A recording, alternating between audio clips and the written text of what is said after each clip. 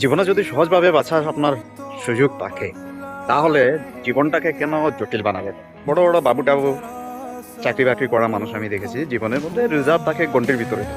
অর্থাৎ এই ধরনের মানুষের সঙ্গে কি সমস্যা হয়, মানুষ ওদেরকে ভুল বইছে, প্রেশরে যায়।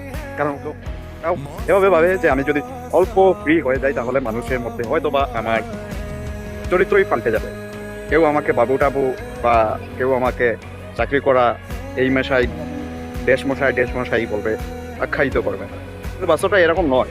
যতও বেশি বাউন্ডারিটা বাড়াবেন তত বেশি মানুষ আপনাকে ভালোবাসবে। আর তার ফলে কি হয় জানেন?